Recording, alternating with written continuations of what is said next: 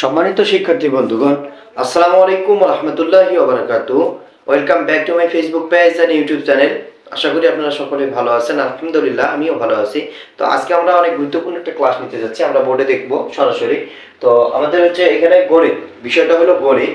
আমরা আলোচনা করব বৃত্তাংশের দৈর্ঘ্য, অর্থাৎ বৃত্তাংশের দৈর্ঘ্য কিভাবে আমরা বের করব, এই পদ্ধতিটা জাস্ট আমরা আজকে শুধু দেখব। তাহলে আমরা এখানে একটা বৃত্ত আঁক করেছি।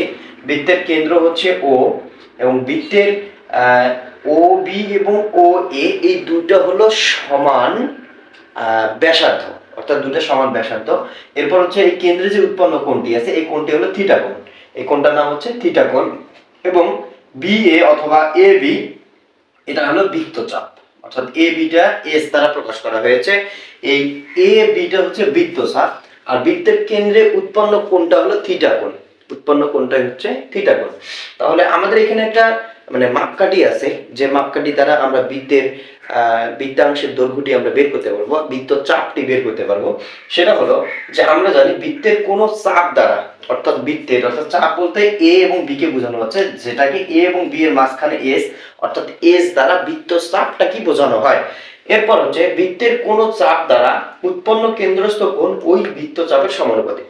অর্থাৎ এই জন্য সমানুপাতিক বিধায় আমরা জানি যে বৃত্তের কেন্দ্রে যে কোণ উৎপন্ন হয় এটা হলো 360 ডিগ্রি।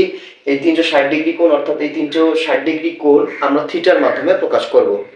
তাহলে সুতরাং theta by 360 degree is equal S ভাগ 2 পাই আর, অর্থাৎ 2 পাই আর বৃত্তের পরিধি, অর্থাৎ 2 পাই আর আমরা সকলে জানি, এর আগের ক্লাসগুলো তো আমরা এগুলো আলোচনা করেছি যে 2 পাই আর বৃত্তের পরিধি।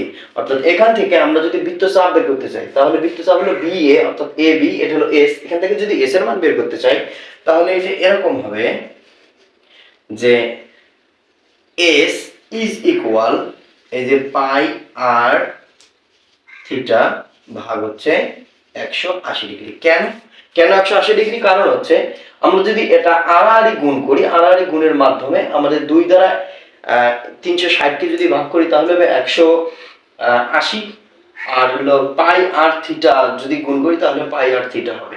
এখানে s is equal to pi আর থিটা বাই 180, এটা হলো বৃত্তচাপ নির্ণয়ের সূত্র। অর্থাৎ বৃত্তচাপ নির্ণয়ের সূত্র হলো s is equal to, অর্থাৎ বৃত্তচাপকে s দ্বারা প্রকাশ করা হয়, s is equal to pi আর থিটা বাই 180 ডিগ্রি। তাহলে এখানে এই যে থিটার যে পরিমাণটা আছে, থিটা হলো একটা কোণ, এই কোণের পরিমাণটা অঙ্কের ক্ষেত্রে দেয়া থাকবে। আর এইটা হলো পাই, পাইয়ের মান 3.1416, আর আরতে বৃত্তের ব্যাসার্ধ, আরতে হলো বৃত্তের ব্যাসার্ধ, এটা আমরা সকলেই জানি। তাহলে এই যে বৃত্তাংশের দৈর্ঘ্য বা কোনো বৃত্তচাপের উপর কোনো বৃত্তচাপ যদি বের করি, তাহলে আমাদের এই সূত্রের মাধ্যমে আমরা বের করতে পারবো। তো আশা করি সকলে ক্লাসটি বুঝতে পেরেছেন। যদি ভুলভ্রান্তি হয় অবশ্যই কমেন্টের মাধ্যমে জানাবেন, আমরা সংশোধন করার চেষ্টা করব। ক্লাসটি ভালো লাগলে লাইক, কমেন্ট, শেয়ার, ফেসবুক পেজগুলো ফলো করবেন এবং ইউটিউব চ্যানেলগুলো সাবস্ক্রাইব করবেন। আসসালামু আলাইকুম ওয়া রাহমাতুল্লাহি ওয়া বারাকাতুহু।